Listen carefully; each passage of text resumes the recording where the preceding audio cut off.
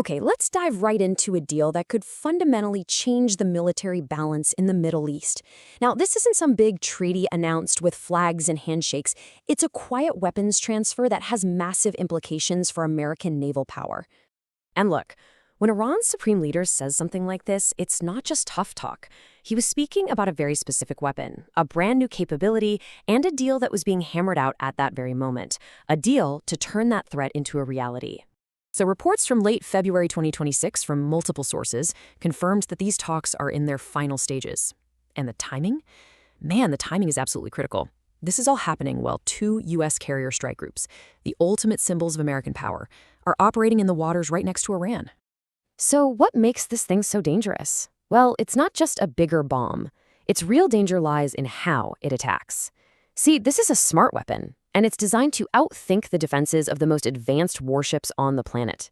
Okay, so picture this. It uses what's called a high-low flight profile.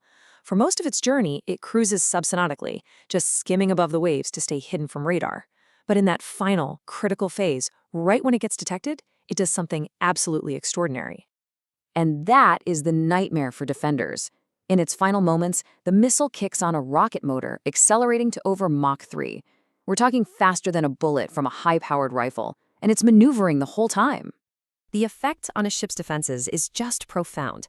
The reaction window, the time from spotting the threat to actually intercepting it, it just collapses. It goes from several minutes for a typical missile, which is already tight, down to mere seconds. That's an incredibly short amount of time for any system, human or AI, to respond effectively. But here's the thing. As scary as that missile is, it's only half the story. The real game changer is the invisible architecture that tells the missile where to go, the brains behind the brawn. So what makes this missile so accurate? It's the guidance system. Iran is shifting its entire military over to China's Beidou 3 satellite network.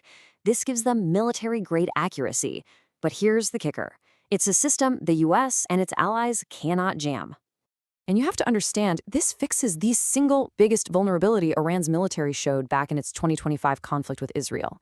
In that war, US and Israeli electronic warfare really messed with Iran's GPS-guided weapons, making them way less effective. With Beidou, that vulnerability is just gone. Okay, so this begs a huge question, right? Why on earth would China give this advanced capability to Iran, a notoriously unpredictable actor in a super volatile region? Well, the answer isn't really about the Middle East at all. The answer is all about the Pacific. China's goal isn't to help Iran dominate the Gulf. It's to use a more capable Iran to impose costs on the United States, to create uncertainty, and to force America to divert military resources away from China's own backyard. And that's the whole strategy in a nutshell. Beijing doesn't need Iran to win a war. It just needs Iran to be threatening and expensive enough to bog down the US military. Think about it. Every American asset, every planner, every dollar spent countering this new threat from Iran is one that cannot be focused on deterring China in the Pacific.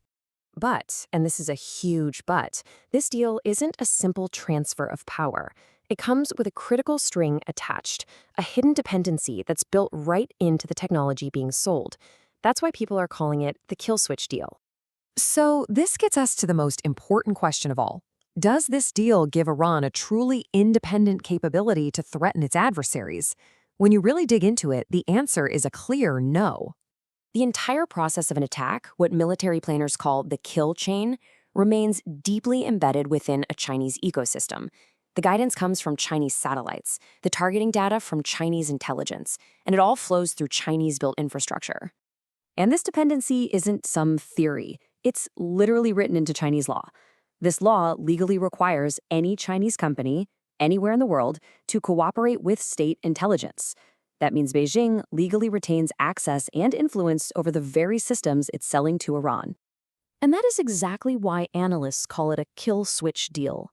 China is giving Iran a potent weapon, but it's keeping a copy of the key. It's providing a capability that functions inside a relationship of dependency, not one that operates independently of it. China retains ultimate control. Ultimately, this deal is designed to do one thing: erode the certainty of American naval superiority.